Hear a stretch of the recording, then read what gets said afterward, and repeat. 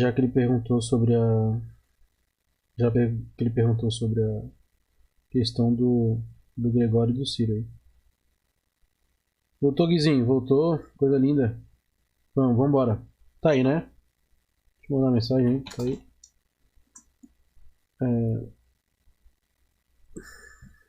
Peraí que eu preciso abrir minha própria live aqui. Pra eu conseguir mexer nas configurações dela. Que é melhor que pelo OBS, né?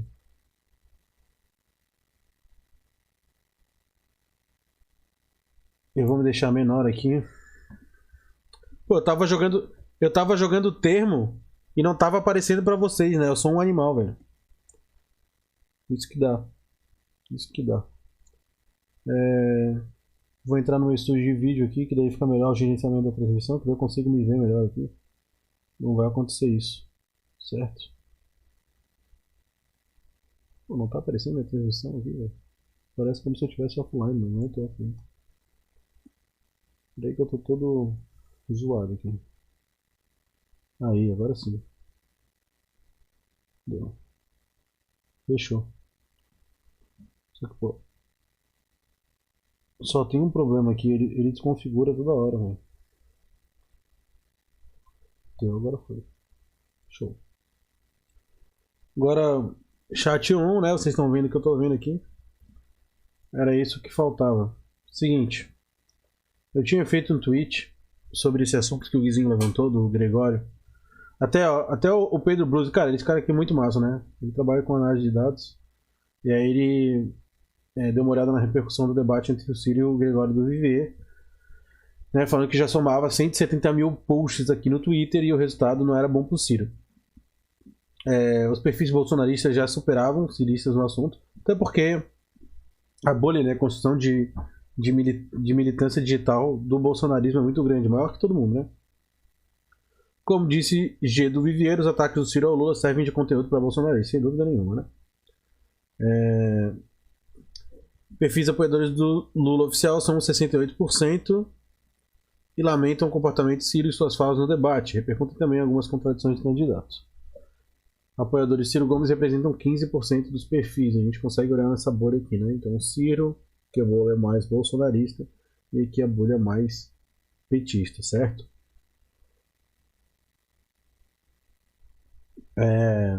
Eu vi uma questão de menções também, né, velho? Que, tipo assim, o Ciro conseguiu crescer muito digitalmente nesse evento, mas ele teve mais menções positivas, mais menções negativas do que positivas, né? Então tem que dar a equipe de campanha dele vai ter que dar uma analisada para ver se foi bom ou não. Eu fiz uma postagem falando o seguinte, né? Do ponto de vista do marketing político, eu não fazia ideia do que o debate entre Ciro e o Gregório representa. No caso, representava, né? Porque, na minha análise, o Ciro tinha muito mais a perder do que o Gregório, independente do que fosse acontecer. Eu botei aqui, né? O Gregório debate com o método do programa Greg News, ou seja, durante todo o debate, o Gregório ele debatia com muito cínico, né? Muito cínico, fazendo perguntas e aí tentando colocar sempre um rótulo no Ciro de que ele não deixava, que ele ficava todo o tempo interrompendo o Gregório e tal. Então, não sei, né? Não sei se foi proposital ou não, mas parecia ser muitas vezes proposital, né? Tipo, de colocar esse rótulo de que você interrompe toda hora, de que você tá esquentadinho. E aí eu botei que o Gregório debate com o método do programa Grey News, onde você levanta uma questão ensinando alguma coisa. Ah, boa. Então tinha...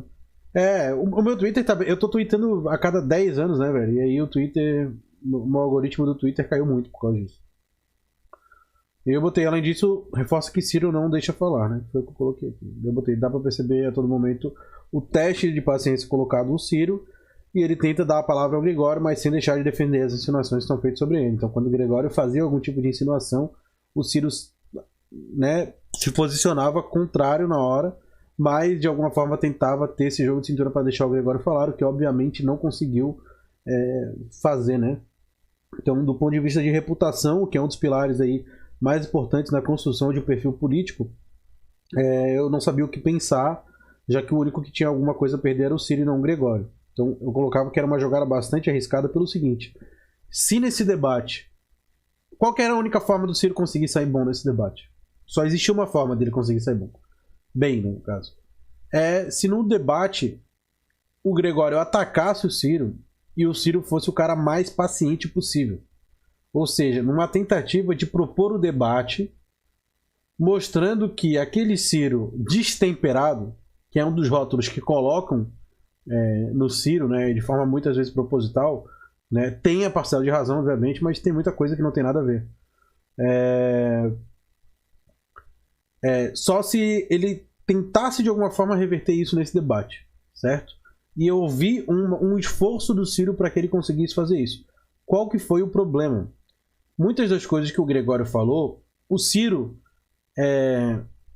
não que ele tenha sido ido, mas ele achava importante ele argumentar contrariamente ao Gregório, porque ele falava que aquilo ali era mentira. Depois a gente pode até pegar uns highlights aqui no YouTube pra gente conseguir ver isso. Então ele era obrigado a interromper o Gregório, ainda que ele não quisesse, entende? E aí o Gregório sempre, toda vez que era interrompido, ele falava: pô, tu não me deixa falar, pô, tu não me deixa falar, pô, tu não me deixa falar. Junto com isso, o que estava rolando no Twitter na hora? Uma militância, obviamente, não orgânica, sem dúvida nenhuma, que estava dentro do Twitter falando que o Ciro era esquentadinho, era temperado, enfim, não deixava o Gregório falar e tudo mais. E tem mais um problema, né? Como foi o Ciro que propôs o debate no próprio canal, isso ficou muito ruim pra ele. Porque se fosse no canal do Greg News, tipo, o Greg convida ele pra falar, e aí quando o Ciro vai falar, o Gregório interrompe, parece que o problema seria muito mais do Gregório, ainda que o Ciro seja o político que precisa ligar pra reputação, do que do próprio Gregório. Por quê? Porque aí o Ciro seria o convidado, entende? Tem uma dinâmica completamente diferente. E eu vou conseguir provar isso pra vocês, quer ver? Tem o debate do Ciro. Se eu botar assim vai aparecer, viu? É um dos mais recentes aí. Tem o do Gregório. É que o do Gregório dominou a pauta, né, velho? Mas tem esse aqui, ó. Não é esse. Será que... Pô, tem um debate do Ciro. Deixa eu ver, é um dos últimos aqui. Tem um fundo azul assim também. E agora, velho? Como é que eu vou achar isso? Não é mais recente, velho. Este mês, eu vou botar aqui, aí nesse mês aparece aqui o que eu quero. Não. Pô, só vai aparecer Ciro do Vivier, né? Mas tem que ser um pouco mais pra baixo.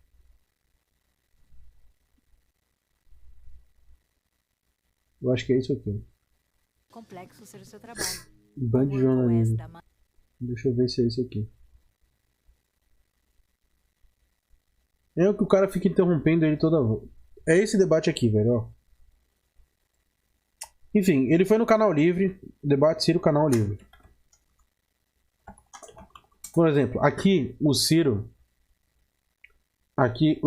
ele era o convidado, certo? Isso foi não é esse, pô.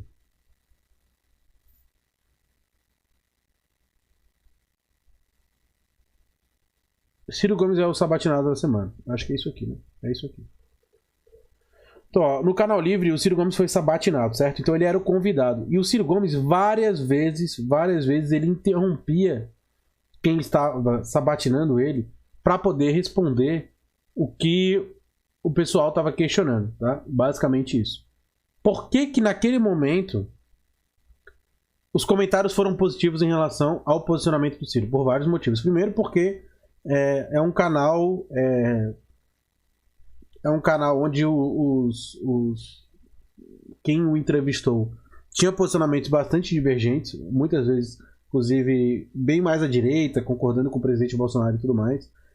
E o Ciro, ele interrompia para poder argumentar contra ou para responder o que o jornalista estava falando, e muitas vezes o jornalista falava umas asneiras ali, e aí ele interrompia e falava, ó, tá interpretando de uma maneira equivocada.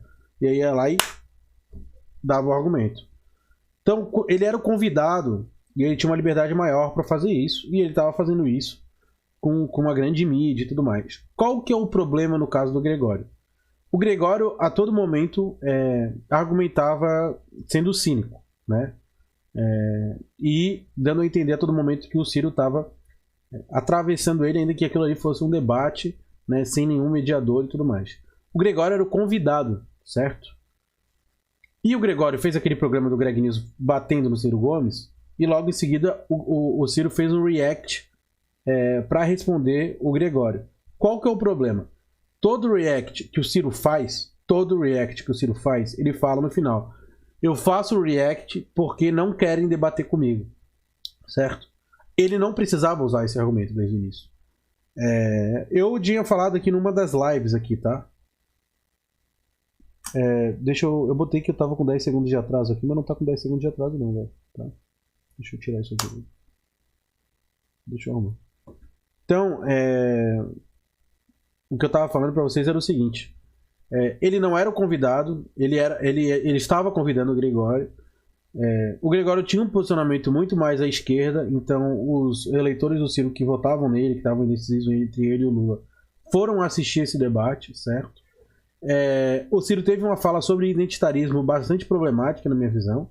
Eu entendi o que ele falou, mas é bastante problemático. Ele já tinha tido uma fala anteriormente relacionada a isso. E contraditória, certo? E contraditória, porque num dos novos programas aí, num novas propagandas do Ciro Gomes, num desses vídeos aí, ele fala sobre isso. E um dos argumentos dele, por exemplo, é que pensar o Brasil, tá? Um dos argumentos pensar o Brasil sem pensar um novo Brasil, ou pensar um Brasil melhor, sem você incluir os negros do país, que são maioria, não faz sentido, né? Ele tem um vídeo falando sobre isso. Só que nesse debate contra o Gregório, ele tem uma fala divergente, dizendo que o identitarismo da esquerda não olha para as necessidades do povo, né? Foi basicamente isso que ele falou. Vou até botar o texto aqui para a gente ter o ipsis literis, né? Sendo que essa fala não faz sentido exatamente porque a maior parte do nosso país é negra. Então, tiveram algumas falas contraditórias, e que eu acho que essas menções negativas foram muitas por conta disso. Ele era quem estava convidando. Ele chamou alguém que não liga para a reputação porque não precisa. O Gregório do Vivier é um humorista, certo? Ele é um humorista, cara. E o Ciro é um político. E o único que pode perder ou não a reputação é ele, né? Então, esse é um problema bastante grande, principalmente numa argumentação de que se Ciro não for candidato, o Lula ganha no primeiro turno, tá? Isso não é loucura, isso é verdade. Eu não acho que esse argumento é válido pelo simples fato de que da democracia qualquer um ser candidato, né? Cumprindo os requisitos mínimos, ser filiado a um partido, ter mais de 35 anos, né? Passar com os nomes nas prévias, lá, qualquer um pode ser candidato. Ai, Lucas, mas essa é uma eleição diferente, nem fudendo, tá? Nem fudendo. A eleição de agora é a mesma eleição de 2018, tá? É a mesma eleição de 2018 para a esquerda. Para a esquerda é a mesma eleição de 2018. Vocês vão me desculpar, mas a eleição de 2022 para a esquerda, não estou falando para o Brasil, para a esquerda é a mesma de 2018. Naquela época, o Ciro era o único que vencia o Bolsonaro. O único de todas as pesquisas que apareciam, o Ciro era o único que vencia o Bolsonaro, tá? O PT deixou de ter candidatura por conta disso? Não. Ele fez um estelionato eleitoral, dizendo que o Lula era candidato, sabendo que não era. Usou o nome do Haddad para conseguir essa transferência de votos. Conseguiram essa transferência de votos. Chamaram a Manuela Dávila, que era candidata a presidente, para ser vice do Haddad. Foram para a eleição, chegaram no segundo turno e perderam para o Bolsonaro. E nas pesquisas eleitorais aparecia que o Haddad perdia para o Bolsonaro. Porque o movimento anti-PT, certo? Ele era um movimento muito forte. E o Ciro vencia, teoricamente, o Bolsonaro no segundo turno. Esse argumento que está sendo dado agora, de que se o Ciro sair, o Lula vence, por exemplo, no primeiro turno, é um argumento muito parecido com o que o Ciro utilizava dizendo que ele era o único que ganhava do Bolsonaro no segundo turno. e que a retirada da candidatura do PT, se existisse, se fosse feita, hoje a gente não teria o Bolsonaro no poder. Obviamente a gente não sabe o que esperaria a gente no futuro, certo? Mas as pesquisas mostravam isso. Ok? Ok.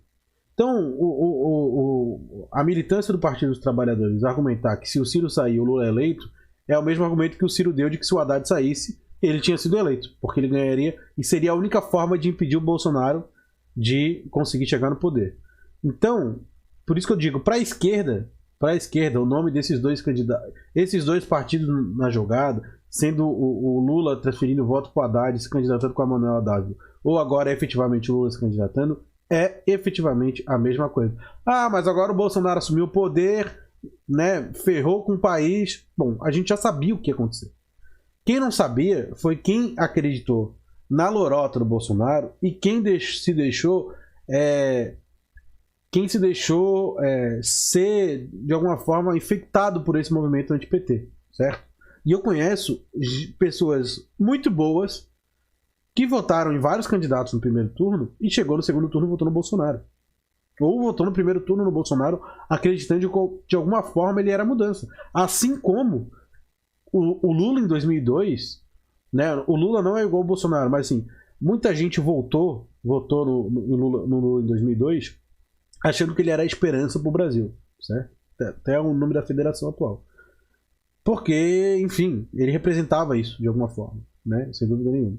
O Bolsonaro foi a mesma coisa, igual o Collor também foi muito parecido, né? Foram eleições dentro das suas características parecidas nesse sentido, né? A diferença é que o Collor foi impeachmentado, o Lula conseguiu fazer os 8 anos de mandato, saiu com mais de 80% da aprovação, certo? Foi a melhor época do Brasil desde a redemocratização, desde 88, e